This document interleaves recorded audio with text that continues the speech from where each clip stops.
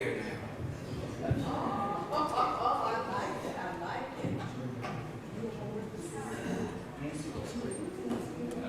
All right, good afternoon, everybody. Thank you so much for being here. For those of you who are online and here, I'm Dr. Craig Robertson, Director of Choral Activities here at Virginia State University, and we are very excited to offer this event today, a Q&A with our guest artists and special guests for this week as we prepare for the Virginia State University Concert Choir Spring Concert, which is Majesty Song, the music of Richard Smallwood. Today's event will be hosted by one of our very own staff members here at Virginia State University, Ms. Juliet Davis, and she will take it over from here. Please welcome them. Good afternoon, everyone. Good afternoon, everyone. It is a pleasure to be here today. I can tell you that from the moment I heard that this occasion was taking place, I immediately said, I've got to be a part of this. I said to Dr. Robertson, I said, Richard Smallwood's music could literally be the soundtrack of my life, because there are significant songs that match up with significant seasons in my life, and I remember them just like they were yesterday. I'm saying that I came down the aisle to Center of My Joy, and that was 30 years ago. And I recall Total Praise, I recall so many of his selections just touch me in ways that I will never forget. And his music is timeless.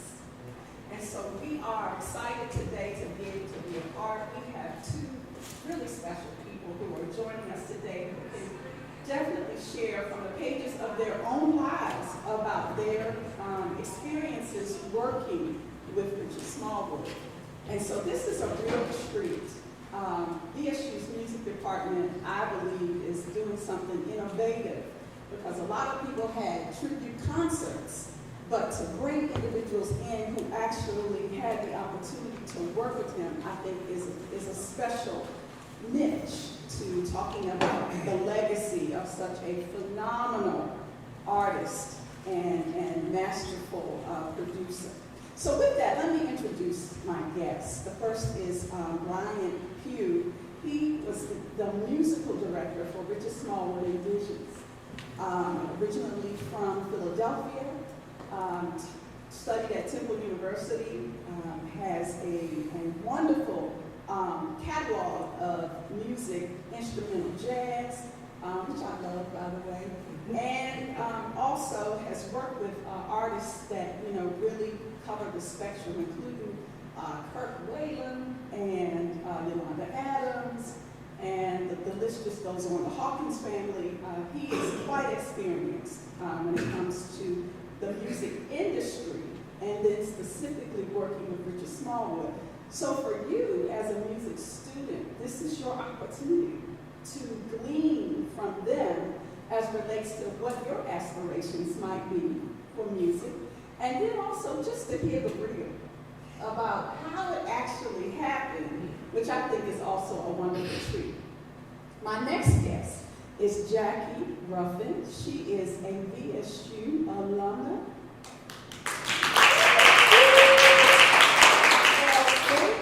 And she is one of the original Richard Smallwood singers. And so she has a story all her own to tell us about her journey.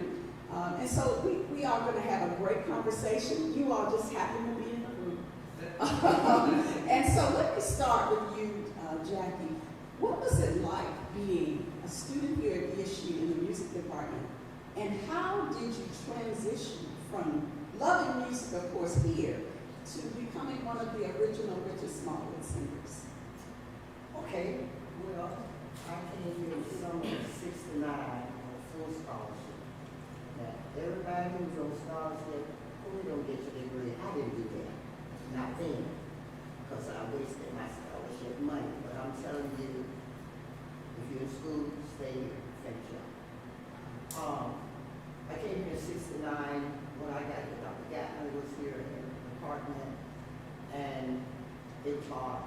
We didn't want gospel music, no place around, we didn't want to sing it in the practice room. So I found that from that, I came from the South, raised up on my grandmother's farm. I did all the farming things, you know, the driving mules and the tractors, working with tobacco, cotton, all that stuff.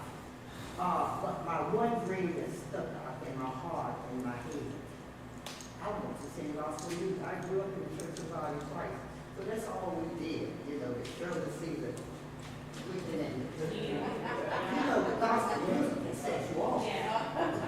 So that's the environment I grew up in. So as I got older, I still wanted to make gospel music my thing. And nothing could distract that for some reason. I was standing on the porch at my grandmother's house. I'd be singing to the top of my lungs. And the woods every day gave me an echo. So I could hear. And I think somebody kind of trained my ears because I could hear the echo. And I could, as the echo came around, I did a third with my echo. So I'm actually singing with myself or something. And that intrigued me. And as time went on, and I got the scholarship to come here, and when I came, overwhelmed to the department. I mean, it just, yes, it's what we're going it didn't work well. That summer I did theater. We produced Sound of Music. The year started, I started working with Miss Evans, Simpson. They were encouraged. Now, Miss Evans, if you want to sing gospel music, you got to take some courses. That's all I'm going to recommend. Because you need to know how to place those notes and that you're not singing raspy. A lot of gospel singers lose their voices because they're singing incorrect. So I found that that's probably the most rewarding thing I got out of it, learning how to place my notes. I give him credit for all of that. Dr. Simpson, he helped me when it was time to do the choir. I didn't know at the time. I had not met Larry Bland at the time. And I was in the practice room. Some kids came, it just kind of popped off like that. And then next week I'm back in the rehearsal in the room, and I see some extra people. So then we had to take it out the little rehearsal room and put it in like the regular room. And Dr. Simpson came, he encouraged us, and that's just how it got started. Then I heard, I was approached by Larry Bland about a year after that. That's when I saw him. I knew we'd been promoted as joint. I don't know how to do that, but that's when I met him. And he said he had been working with the choir prior to that. Okay, I got no problem with him. I'm easy going. And that's how that came with the gospel choir. When I left here, you want me to go on? Sure. When I left here, I lost some scholarship. Mother said, you need that piece of paper. So guess what I had to do? I had to go to Elizabeth City to go back to school because she was not having it. And I stayed there for a semester. Ooh, I hated Elizabeth City. I couldn't get back to the real estate place. Oh, I didn't make it appreciate. No offense to the Elizabeth City graduates who might be streaming. I came back here, I did another semester, and then I realized college was not for me at that time. And so, of course, it was disheartening to my mother, but she was educated. So I said, I got to work it this way. I went to D.C. When I got to D.C., one day I just happened to listen to the radio, and I heard the song come on. Didn't know it was Richard. It was a song that he had recorded with the church choir in the temple. And I said, I need to go get that music right now. I went straight to the record store. I didn't do record. I went to the record store, and they had Richard had just left. I was going, I heard him say he was there. But when I got there, he already gone.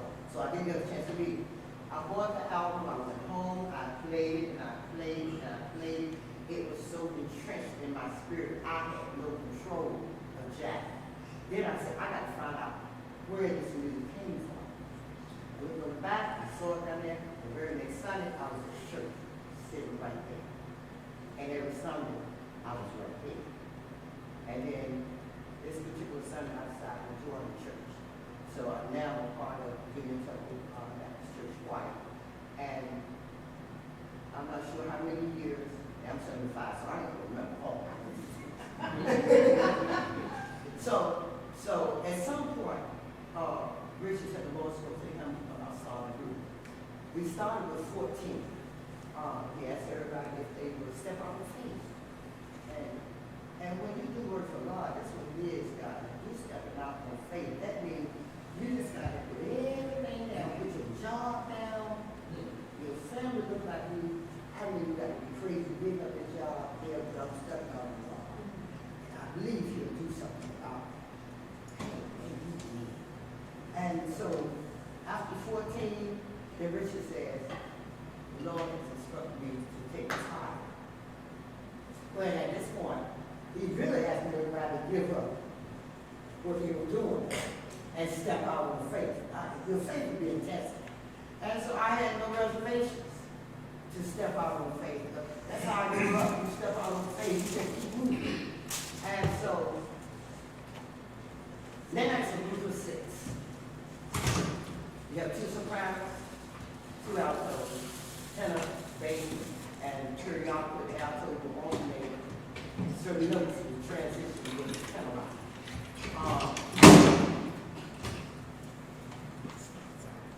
As we expand as a Richard Smallwood sings, Richard decided he wanted to get up and start singing. But he needed someone that played as close to his playing as possible. Now, I'm not real sure how Bree's name came up, but I heard Wesley speak of his name, and then I heard Richard say something. Next thing I knew, you met Bree. I'm sorry. You met right. And everybody was in shock because the notes, it was so, if you didn't look at them, you really couldn't tell who was playing, because the notes were so close. He had many Richards playing. And that's just, he'll tell you more. That's how he came with us. What do you want to do? Well, let's pause. Okay. And you did a wonderful segue to Brian, musical director for Richard Smallwood and Vision. But I understand from a conversation I had with Dr. Robertson that you actually had already identified that you would be playing one day for Richard Smallwood. He said you shared that with him, that that's something that came to you at an early age, like you were very young when you first saw Richard Smallwood and decided that's what I'm going to do. I don't think it happened like that. Okay, tell us how it happened. Well, how I met Richard Smallwood? I was playing with a gospel artist named Keith Pringle. And we were on the same concert as Richard Smallwood. And I gave Richard Smallwood my card, and Richard Smallwood was big. So in my mind, he would never call me. So, after the concert, I go back home. And then, like maybe 2 weeks later, Richard calls and says, hey, listen, my keyboard player can't make it. Can you come be a substitute? And I was like, of course. And so I go home and I tell my mom, Richard Smallwood just called me and he wants me to come be a substitute. And she's like, boy, you don't get out of here with that foolishness. But she didn't believe She me. didn't believe it? No. Okay. Because at this point, I'm just a church musician, and I had just started going out playing with Keith Pringle. So that's how that came about. That's how I met him. And I went as a substitute, and I had to think in my mind, okay, I'm just a substitute. You're going to get this little moment, and let's get ready to be over. So I go and... That 15 minutes of fame. 15 minutes. I said, all right, I'm not going to overplay. I'm going to learn his music like it is on the record, but at the same time, he don't know I was there. So we did the concert, and And then he gets back on the tour bus and he says, okay, so next week we're going to Florida. Because the first concert was in Chicago. And he asked me, could I go? And I said, well, let me think about it. Yeah, I can go. But in both of those stories, for the students here, and even those who are viewing online, think about how opportunity presents itself. And as they say now, you don't have time to get ready, you need to be ready. And so in both of their stories, you can hear that they recognize the priority of being ready. And so when you think about what opportunities you're looking for, ask yourself, how much are you investing in being ready? Because that's when opportunity comes. Nobody can forecast it. It's not scheduled. You don't get advance notice. But if you're ready, you can step right into that open door and be able to take advantage of the door that is open for you. So let's talk about how that opportunity then progressed. I know that the music ministry of Richard Smallwood expanded significantly, and I know that his music was very unique. As I looked into his background, and I knew this because I'm a native of DC, by the way, that he had a way of mixing in the classics like Beethoven and Brahms, and bringing that into gospel music. That's what made his music so distinct. So talk to us about that. Well, number one, he surrounded himself with a certain caliber of singers as well as musicians. He didn't surround himself with people that he would have to babysit or go learn your part, go do that. We was all self-motivated. Yeah. Like we gonna learn our parts. Can I do an insert right there? Sure. Yeah. Yes, sir, Mike. Oh. Where most people, meet at rehearsal and do like regulars, our rehearsal was kind of different, guys. Richard would put the track on a table. He might sing our parts or sing the basics of the song, give us the skeleton of it. We had to go home and do it. So when we came back the next week, we had our parts. We didn't do all that kind of rehearsing like that, like choir. It was simplified for us. And for me, which was so surprising, I remember my first recording with Richard, and it was in the Bahamas. Yes. So I'm thinking like, okay, where's rehearsal? We probably gonna rehearse all week and put that maybe 12 hours a day for rehearsal. Man, this man is calling out chords as we go to tape. I ain't even know the song. I'm just listening. All right, we go to D. And I just put that's so different than how it's supposed to be. But I think one of the things that makes this story exciting is his creativity. He was a musical genius, and I don't say that lightly. And so as a result of that, these things came to him. And as you all are saying, anybody who worked with him had to get with that flow, had to be able to learn parts, be held accountable for knowing the songs, and even flow with his creativity right up to the last minute. And that had to have been challenging in many ways, but I can imagine that it prepared you for other opportunities as well. Absolutely. It's not nothing I planned. I was fine with just being a church musician, and I started doing, I was in Philly and doing what we call gigs, but no disrespect to the ministry. Right. That's just a musician's term, out. But I went from playing from the local artists and then ended up with Keith Pringle, who was living in Los Angeles, and then to Richard. I didn't plan any of that. I never could imagine I would be doing it. It's just something that happened. Well, I have a little bit of a different take on that. Okay. For I know the plans that I have for you. says the Lord. So your footsteps were ordered. And so when you stepped into that opportunity, everything that had already been deposited in you was what was called for you to be able to excel in that. You were working for someone who was a maestro, both in the classical and in the gospel. And so for you to be able to step into that is phenomenal. You didn't know it was in you. Yeah, but So he the saw keyboard that. player, Raymond Reed, God bless his soul because he just passed away. Instead of him playing with Richard asked him to be one of the singers.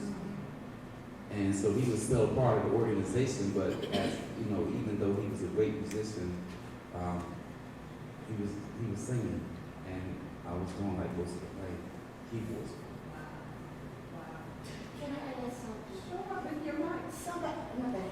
Somebody asked me one day, did Richard give you all your lead parts? He never gave us lead parts. He always gave us the background for the group, and we were on our own how we would interpret his music. That's phenomenal. So when you did, one of the things that I think that Richard Smallwood and Bishop did in a phenomenal way was live recordings. I saw them firsthand at the Kennedy Center. I can tell you that I'm not sure how, if he anticipated all that happened during a live recording. In other words, when it's live, you know, it's intended to be the fresh experience. So just like the artists are being led creativity, you're experiencing it in the audience at the same time. What stories do you have for us about live recordings and what might you be able to share with the students here about how you have to be prepared? For the live recordings, I think we rehearsed maybe for a week prior to the recording, and then that was it. So it was live. You know, nowadays everything is choreographed and everything is regimented, but it was just live. You didn't know what we was going to expect or what was going to happen. So by that time, I would imagine that you were accustomed to flowing with his creativity, so if something shifted, even in the live recording, you had to go with it. Yeah. Well, Stephen Ford, who was a great musician, he would always produce all the recordings. So Richard was there, Stephen Ford was there prior to me coming on board. But Stephen Ford was moving around so much with the wine, different people. So I would be on the road with Richard. And when it was time to record, Stephen Ford would come in because he had more experience. And, you know, like sometimes you're a leader, and sometimes you have to know how to be a follower. If you can't be a follower, you'll never be a great leader, ever. So whatever Richard Smallwood wanted, then I would comply and do just that. That is an amazing life lesson that you can learn, and it will take you from the boardroom to every area of your pathway as a professional, whatever your area of discipline might be. That excellent leaders are first great followers. So if you can't take instruction from someone, then that means that you're not teachable. And leaders who are working with people who are not teachable typically don't have a lot of patience with them. Right. So like in this situation, I'm coming up under Dr. Craig, and I'm a follower, even though he gives me certain privileges to perform like in a leadership capacity. So right now I'm a follower. But y'all see the shirt I have on? He just bought me this shirt. So I'm gonna come in as a student, then I'm gonna take all his students, and I'm gonna be the leader. Oh my! Well, we love you wearing that BSU. That's right. And thank you guys for having me. It's such a privilege to be here.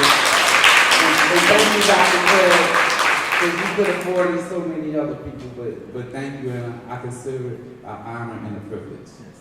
I want to thank you too. I just feel like we're in the twilight zone. When I came on campus yesterday, I I did not recognize anything. I asked the guy, I said, well, where's Bird Hall? Because I was in Bird Hall. They showed me Bird Hall. Bird Hall didn't look like Bird Hall. So, but I'm glad to be here as well. I really am. Thank you. Well, yeah.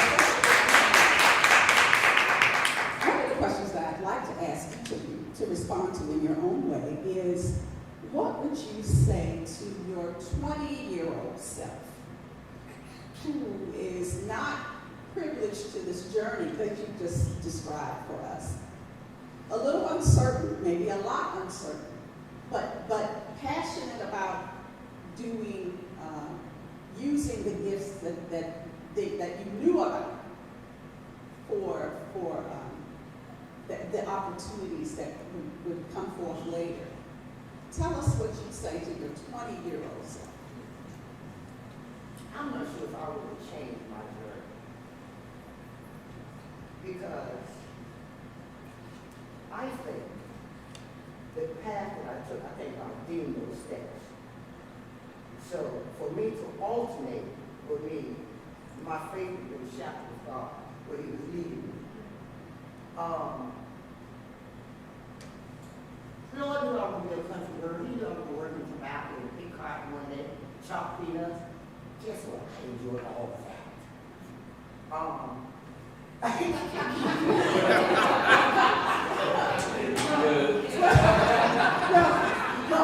Although I'm a native of DC, my family is from the country, and they had, all of that. They had tobacco.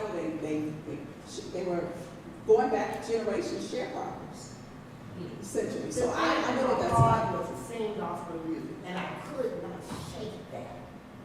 It had consumed me. I listened to Shirley Caesar, but that wasn't on my plate. I enjoyed Shirley Caesar. I enjoyed everybody I grew up listening to.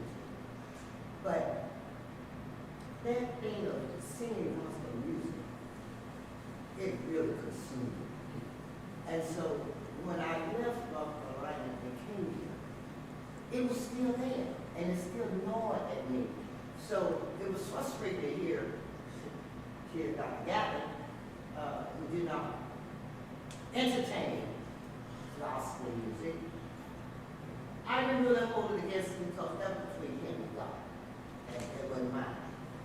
I just knew what I had in me, and I had to figure out how I was going to work around and get to where I needed to go. Because it was that kind of urgency on me. Well, now you would call a call. Yes. And the word calling wasn't there at the time. It was such a hold on me. Even trying to explain it to my mother, because my mother said, ain't no money in gospel music. You need your degree. That's where she was, and that's where she stayed. And so, Mother and I went through some pain. We were in California singing. She said, I need to come home. Mother, I stepped out in faith. This is where I am right now. I need you to support what I'm doing. You know, God, I'm stepping out on faith. When I said that, my mother backed up. I never heard anything else. The word faith, I think, is the key. If you got a dream, hold on to your dream. Don't let nobody shape your dreams. Family, nobody. Because I was at a point where a mother could have shot my dream, not knowing that she would have. But we were in California. Hey, I can't come home right now, so I'm going to take advantage of California. I think we were out there a good month. No, we were out there for a good month with the Hawkins, just loving it up, having a good time, singing, and I learned so much, and I think my faith grew even strong. It wasn't about money. It really had nothing to do with money. It was all about pleasing God. So I said last night, I said, when you're singing, it's like, don't short down. That's good. I said something to that. Because my thing was, I'm going to sing just like it's my last song. opportunity, and that's what I did.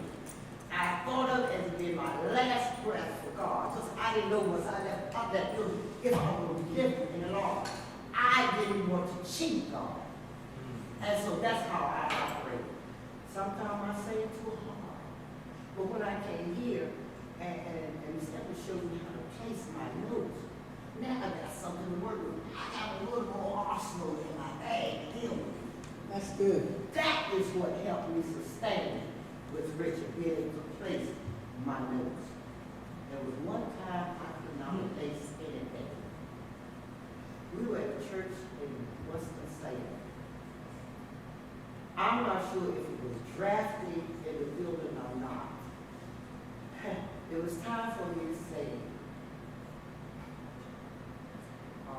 Calvin. Oh, wow. I didn't know I didn't have no voice. I didn't know. I stepped out, and as I stepped out to sing Calvary, this is how I sing. Richard's eyes got big as my hand right now. My eyes got big.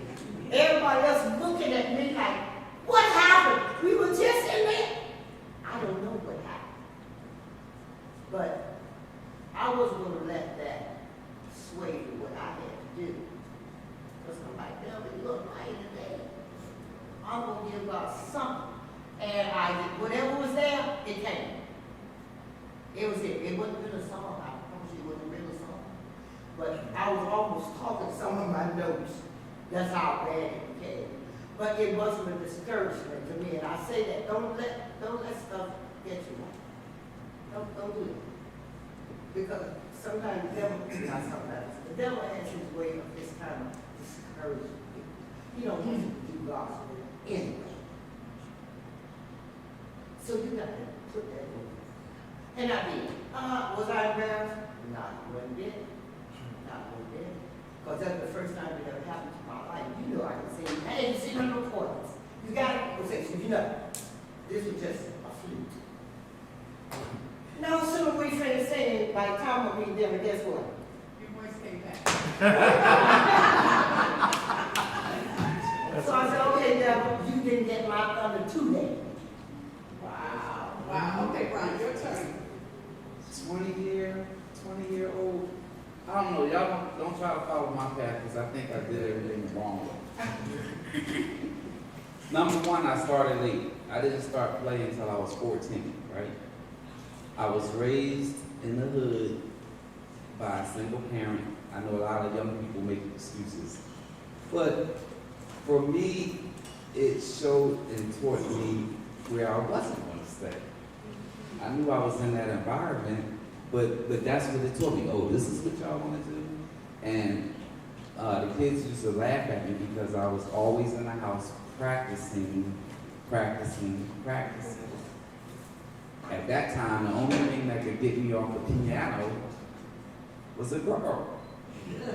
And even with that, I had rules. I ain't gonna be finished practicing until 6 o'clock. So at your age, you're in what we call a development age. This is where you're gonna develop your skills that's gonna set you up for life. Mine was not motivated by social media because we didn't have it. I wasn't doing it for the likes. I did everything I did simply for the love of music. And I always say, do something that you love, even if you don't get paid for it. Do it because you love it. And if you're good at it, then the money will come. But we never did anything for money. We did it simply for the love of it. So, as I said, I started late, and I went to high school. Of course, I was brought up in church just playing the organ, and the hymns gave me my foundation of music in church, because you're forced to, at that time we had a devotional service, so the deacons were singing, you got to get on the keyboard and you have to follow them. And you have to find out where they are. We didn't have no transposed buttons. It was just the piano and organ. We didn't have all these keyboards. So that forced me to learn how to play in different keys, and then the pastor's wife used to chase me off the organ because I couldn't play anything at that time. This was like 14, 15. And I was just amazed just to sit on the organ, just to see what it felt like. And after church, she would say, get off the organ, you cannot play, get off. The next week come around, after church, I go back and sit on the organ again, and I'm looking, couldn't play nothing. Get off. I mean, this went on for like a couple months. Finally, the pastor came to me and said, look, if you're going to play in this church, you're going to have to learn how to read music. So this is what I'm going to do. I'm going to get you a teacher. He's going to come to your house, and he's going to give you lessons to teach you how to read music. That was big because that pastor invested in me. So here I have a classical Russian pianist coming to my house and giving me lessons, and I had my first recital playing classical music, and they made me wear the tails. I hated it. I'm from the hood, you gotta have like a certain kind of yeah. So then, after the recital, people were clapping, and I'm looking around, and I hated it. I don't like all this attention on me. So then I get to high school, in the jazz band, it was this jazz group called Pieces of Dream. So they were like way more relaxed, and they got their feet on piano. I'm like, oh, this is a vibe right here. So I go home, because I only heard gospel music at home. I go home and I say, Mom, I heard this music at school. I love it. And it was called jazz. And here we go again. Boy, if you don't get out of here with that devil music. I was like, well, I guess I'm going to hell because I'm doing this. So mixed with the classical music and the gospel music, then here comes the jazz. And that made my whole style because I combined all those styles together. So I did enroll in Temple University because I'm trying to follow the rules of society. And I'm in there probably only 3 months, so don't request my transcripts, professor. It's not going to be good. So while I'm in school, and I'm trying to get where you guys are now. Stay, get the degree, stay here. Don't. So while they was in class and debating what color Beethoven was or whatever, I was getting calls to go to like Japan with the Temptations and like all these different groups, and I'm like, I told the professor, all right, let me drop out because I'm getting calls to do what I'm actually going here to school for. So when I come off the road and it slows down, then I'll come back here and get my degree. They thought I was crazy, but it never slowed down. I'm still trying to get my degree. It's okay. That's right. So you guys are in a great place. But, I just followed that passion, that light that was in me. And she was, I'm hitting on something she said. So I was able to move out my mom's house and got an apartment with my aunt. And my aunt said, I know you play music, whatever, but you really need to get a real job so that one day you can have a house like this. She had a little small duplex. I was like, okay, she was living here forever. I was like, but I really love music. That's okay, you still pay for church, but go get you a job, and then one day you can buy a house. And I said, no, I gotta follow my dream. So then I get out there and I started playing for different artists, and what they don't teach you in school is how to manage credit and all that kind of stuff, right? So I had to teach my own self that, and actually being on the road with Richard. So I'm riding around, we on tour, and I'm seeing people plant flowers and picking cotton, whatever, at their house, whatever. And I was like, I want to do that. I'm tired of paying rent. So that forced me to go get all these books on home ownership, and then I was able to buy a house 3 times the size of my aunt's. Yes. I didn't follow her instruction, I just had everybody has like a little light inside. And if you are a student, if you're trying to follow social media, and if you're doing what you do for the likes, for the attention, you're doing it for the wrong reason. Follow with your passion and with your dream is, and that's exactly what I did. May have been wrong, but that's right. I think both of your journeys teach us and have that common denominator, that you were both passionate about what you were doing. And I call it purpose. That you were doing what you were intended, what you were made and created to do. If I may add, I didn't get my degree here, but guess what? I went back to school. I went to Nyack and got my degree.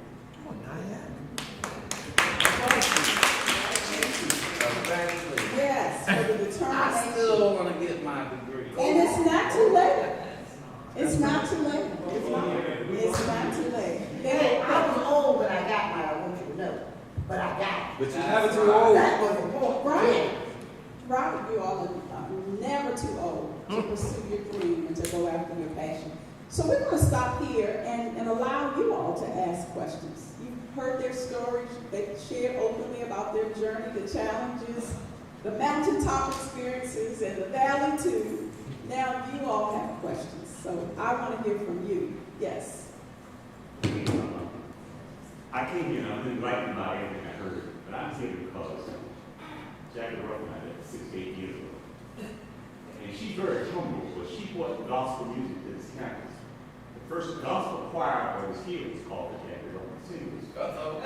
It was 8 of us. Wow. She did not say that. Now maybe because she's 75 like me, she forgot it.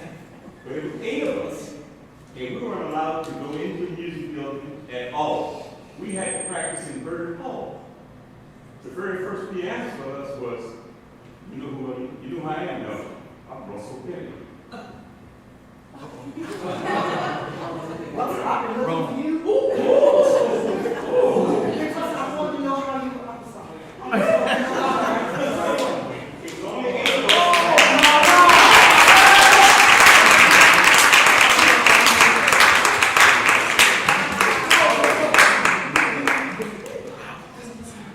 And so our first pianist was Larry. Not Larry Blake. Larry came second. Larry Blake, but Jack Blake. The first piano was he was, Larry was with Trussell. Trussell came out of Gene State. They have a top 40 song called Love Injection. They were all music majors. But Larry Times was our first pianist. And then when Larry Times formed that group, Larry Bland came and played for Jackie Ruffin Singers. And let me tell you, because I think sometimes the history got twisted with the gospel choir. The first gospel choir was here came because of a professor by the name of Carl Harris. Carl Harris allowed us to come into the building, and Carl Harris was so good at it that later on that we could get credit for taking the gospel choir. And we traveled all over the country singing in the gospel choir, but we started as a concert choir. The concert choir turned to be the gospel choir. We travel all over the country, we do choral songs at the beginning, like Negro Spirits, and then the second half, Larry and Jackie would take over, and that's the way our show was. We do choral and gospel. And Larry and Jackie taught the concert choir to be the first gospel choir here. And that's how it happened. Well, I thank you for the correction of the history. I wanted to know that you brought gospel to this campus before it was called the Jackie Ruffin Singers. I actually have forgotten about the singers. I really had. It was 8 Wow. Wow, so you all witnessed that reunion. Absolutely. Wow, what a powerful moment. We got time for a few more questions. Come on, don't be shy. Sure. Hi, my name is Nathan Fry. I'm a whole performance teacher. My question is, what's the biggest advice you would give to young artists? I already said it. Yeah. Don't let social media control you. Learn as much as you can learn about theory and voice placement and all of those things, and be the best that you can be. Great advice, great advice. Anybody else? How y'all doing? I'm Malachi. My question is, what was your lowest point, music-wise? Like, what was your lowest point, in your journey, and how did you overcome that obstacle? like as a result? Great question. I think my lowest point was when I felt Dr. Gatlin wasn't open enough to allow Dr. Lee to be a part of the university. Other than that, I've been having any challenges, I don't believe. Nothing major that was set back. It was kind of like I was sitting in the seat and Lord had to go and all I was on the ride. I don't know how to explain it any better than that. Things came, opportunities came. I wasn't looking for certain opportunities, but they came. I did some theatrical stuff, but it came. I don't know. My faith is good. If nothing else, I got faith. I know what? I got faith. I know what.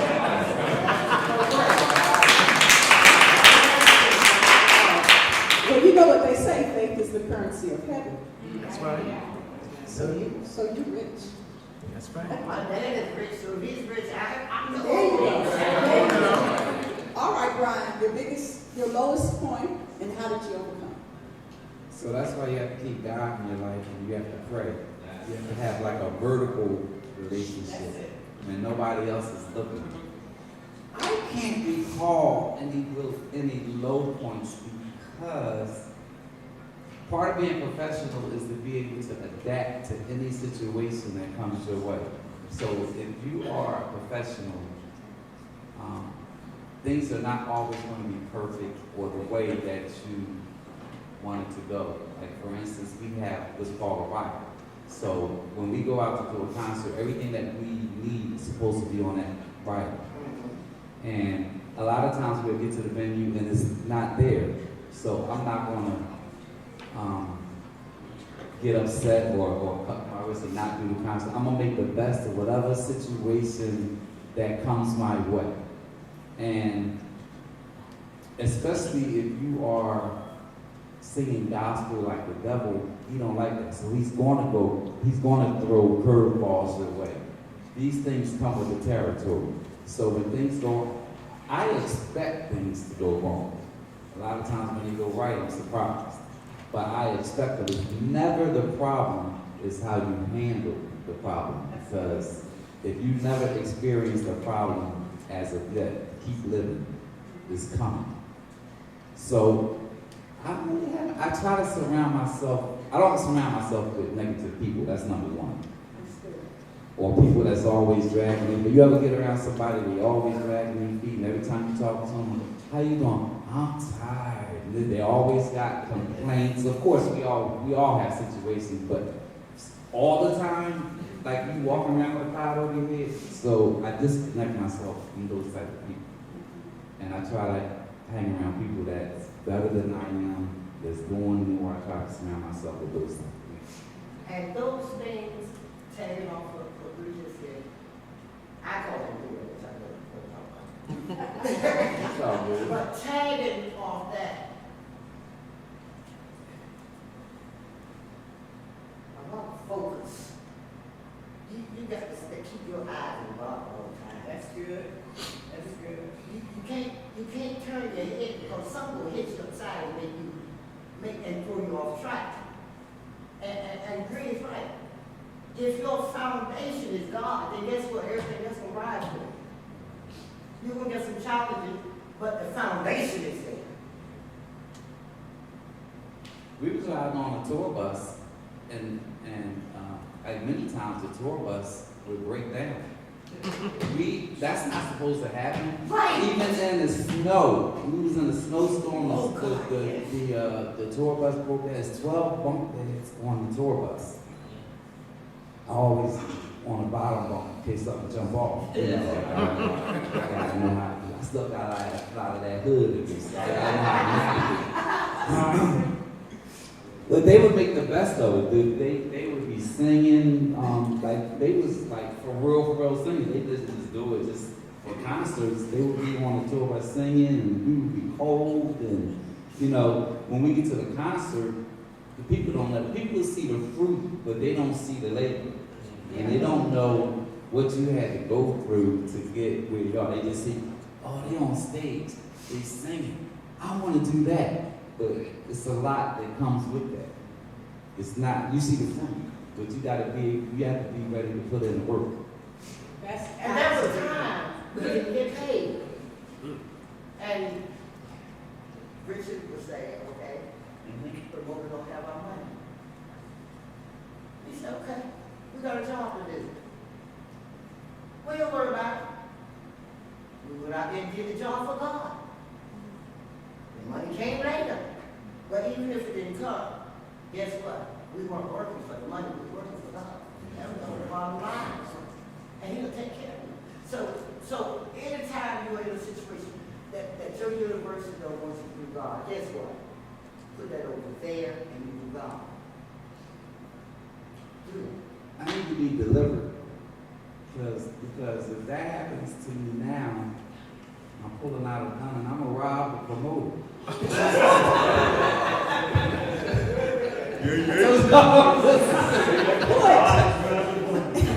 Then I'm going to go home and pray. Yeah. Ladies and gentlemen, don't. I'm sorry, Professor. Edit that out. Please don't try that at home. Don't try that at home. But I'm coming to you in just a moment. One of the points that he made, though, that is so important is that you have to live the life you sing about. Because what happens is it creates a performative image. So as long as I hit this button or somebody hits that chord, here you go. But that's not authentic. That's not coming from a real place, because many times we get caught up in the lights and the performance. But what we're encouraging you to do is live the life you sing about. Because that's where the real anointing lies. We talk about anointing. Okay? The next thing I want to say to you before I get your question is they see the glory, but they don't know the story.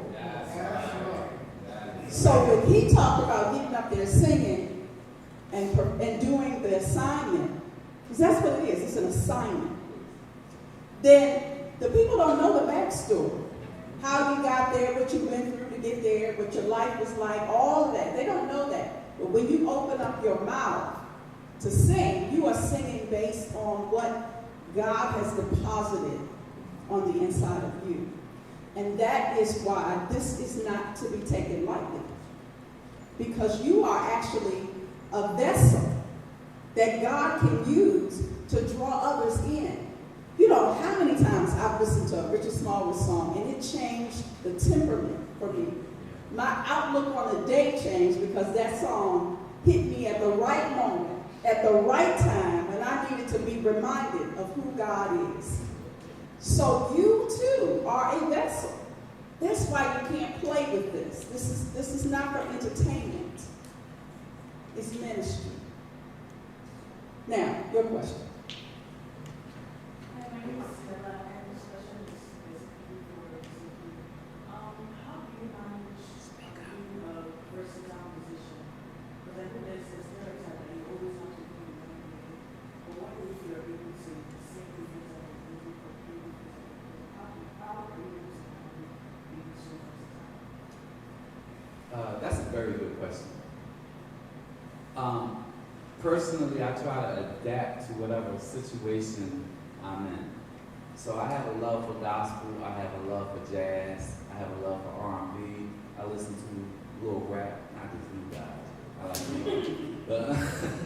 But I listen to everything because I try to open my mind. Like, we went to Japan and gospel is like 1% of the population of what they listen to. So I try to keep my mind open. I listen to everything, and then I try to adapt. So if I'm in a jazz band in school, I'm able to flow. I'm able to improvise. I'm able to do what I want.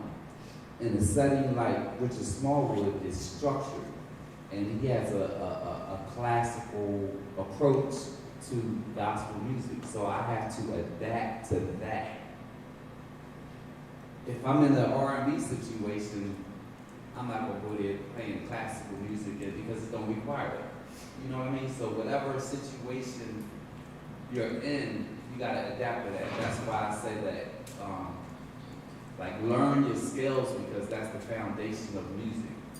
Be able to identify what you're singing, be able to identify what you're playing. Like, for instance, and I'm gonna do this real quick. Give me a singer, anybody, volunteer. Okay, can you sing? Give me, sing Do, Re, Mi, Fa, Sol, La, Ti, Do. Do, re, mi, fa, sol, la, ti, do. Beautiful. Got an opera, a little opera thing going on. Now, let me hear Do and Fa. I don't want to hear the rest of nothing. I don't want to hear nothing else. Just Do and Fa. Do, fa. Very good. Let me hear Do and So. Do, sol. Let me hear Do and Ti. Do, ti. Give her a hand. So, a lot of singers cannot do that. A lot. So if you're listening to a song, you using a number system, you can say, okay, she just sang the 6. She just sang the 2. She just sang the... You don't even have to be near an instrument. And so here's the thing. When if you want to call yourself a Christian, go read the book of James. When God gives you a gift, he gives it to you perfect. He didn't gift y'all to be singers. That's what y'all chose. It's a musician right here. He plays the keyboard, he plays the drums, but that's not the gift God gave him. God just gave him the gift. Now it's up to him to cultivate the gift that God gave him, because he plays the keyboard. If we take the keyboard away and we lock him in the room with just the tuba from the marching band for a year, guess what? He's going to come out playing the tuba, because it has nothing to do with the instrument. It has everything to do with the gift that's inside of him. Some things can't be taught, some things can be taught. But you have to cultivate that the gift that you have and be the best that you could be. So to answer your question, just try to adapt to whatever situation. I mean, I equate music to food. Just like if you're in a kitchen. Some food don't require a whole lot of seasoning. People have dietary restrictions, whatever, so this plate is going to be plain. And I'm just going to play it as it is. A lot of times when you hear Richard's music and people doing them online, they add in all sharp knives and all the different variations. But if you really listen to his music, it's really simple. It's really major chords, minor chords, and people make it more difficult than what it really is. And then he has this classical thing that he put on top. That's the little sprinkles, but get the cake first before you start dealing with the icing. You know what I mean? So just be able to adapt in any situation. If you sing an opera, sing opera. Adapt yourself to that style. You can't bring that same style over to R&B and gospel. Gospel is not something that I just want to do because I want to do it. It's a lifestyle. It's a ministry. It's something that you have to live. It's something that you have to feel. It's emotions. That can't be taught. That's something that you have to have inside of you. It's not like a curriculum. I'm going to go do gospel music. And a lot of the older people do gospel music, but they try because they're too old to do it and they can't get into the R&B industry. So maybe I could be a gospel artist. That's all wrong. That's all wrong. Well, you know what? We have had a wonderful time this afternoon. Can we give our guests?